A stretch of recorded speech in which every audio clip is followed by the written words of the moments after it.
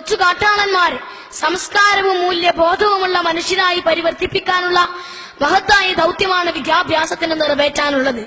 രാജ്യത്തോട് കടപ്പാടുള്ള, സമൂഹത്തോട് പ്രതിപത്തിയുള്ള, അഴിമതിക്കും സ്വജനപക്ഷപാതത്തിനുമെതിരെ സ്പന്ദിക്കുന്ന പൗരന്മാരാണ് വിദ്യാഭ്യാസത്തിലൂടെ വളർന്നു വരേണ്ടത്. കുടുംബത്തോട്, അയൽവാസികളോട്, സഹപാഠികളോട്, ഉസ്താദ്മാരോട് മുഴുവൻ മാന്യമായി വർത്തിക്കാൻ പരിശീലിക്കുന്നതിലാണ് വിജ്ഞാന സമ്പാദനത്തിന്റെ അർത്ഥപൂർണ്ണ വിജയം കുടികൊള്ളുന്നത്. നമ്മുടെ ഗ്രാമപഞ്ചായത്തിന്റെ സെക്രട്ടറി സ്ഥാനം മുതൽ രാഷ്ട്രത്തിന്റെ താക്കോൽ സ്ഥാനങ്ങളിൽ വരെ ഇരിക്കുന്ന ഉന്നതന്മാർ വരെ ലഭിക്കേണ്ടത് വിജ്ഞാന സമ്പാദനത്തിന്റെ വിളനിലമായ കലാലയങ്ങളിലെ ബെഞ്ചുകൾക്കിടയിൽ നിന്നാണ്. കൊള്ളക്കാരെയോ കൊലപാതകികളെയോ ഇവിടെ നിന്ന് നാം പ്രതീക്ഷിക്കുന്നില്ല. അഴിമതി വീരനെയും സ്വജനപക്ഷപാതകികളെയും സൃഷ്ടിക്കാൻ കലാലയങ്ങൾ ആവശ്യമില്ല. വർഗീയവാദികളെയും വിഘടനവാദികളെയും സൃഷ്ടിക്കാനാണെങ്കിൽ എന്തിനാണ് വിദ്യാഭ്യാസം, എന്തിനാണ് കലാലയങ്ങൾ?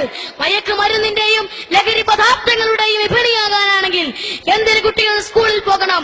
പെൺവാണിഭത്തിനും സമരാഭാസങ്ങൾക്കുമുള്ള പരിശീലനമാണ് കോളേജ് ക്യാമ്പസുകളിൽ നടക്കുന്നതെങ്കിൽ ഇവിടുത്തെ കൊച്ചു കാട്ടാളന്മാർ ഒരിക്കലും മനുഷ്യരായി പുനർജനിക്കപ്പെടുകയില്ല. ഇവിടെ ധർമ്മങ്ങളും മൂല്യങ്ങളും പരിശീലിക്കപ്പെടുകയില്ല.